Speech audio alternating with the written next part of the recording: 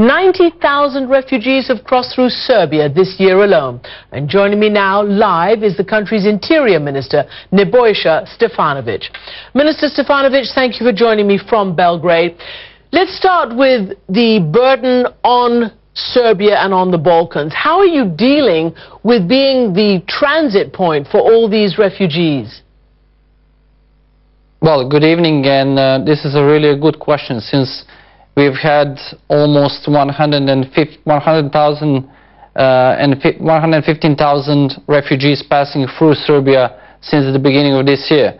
And it's difficult economically, especially for a country that's ongoing through economic reforms, since we are providing some food, shelter, and medical supplies, of course, with medical treatments for all the people that are coming to Serbia. So it hasn't been easy for us, but it's part of the things that we have to do, because we are trying to show that we are a humane and democratic society.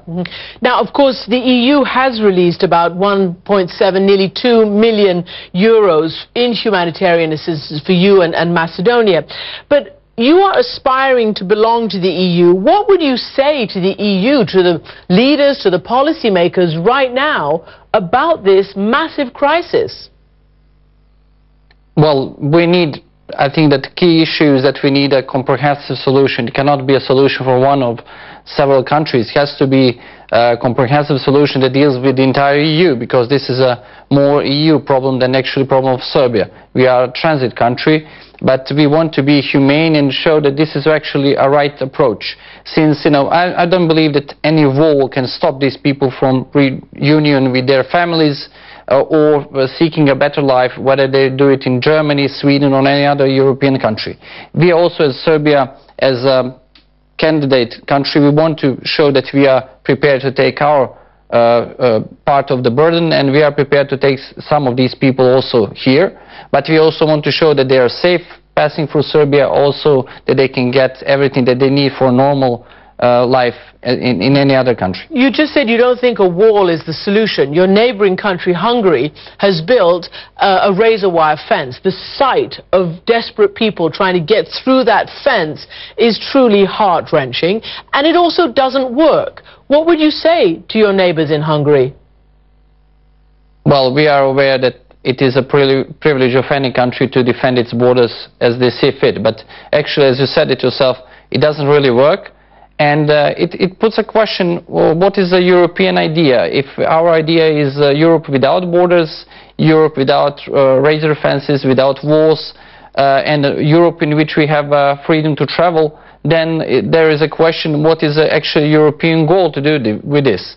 Of course, that's why I said in the beginning we need a comprehensive solution, which not only Serbia, Macedonia, Hungary or Greece will have its share of solution, but we have an answer, where are these people going and what are we going to do with all of them, and how can we help them to find a better life, because they're not coming because they have nothing better to do, but they are coming because of the wars in their own countries. Again, as an aspiring EU nation, you're listening now to the leader of Europe, Angela Merkel, talk about maybe having to reassess the whole principle of Schengen and passport-free travel around the continent. How does that strike you? Is that a solution?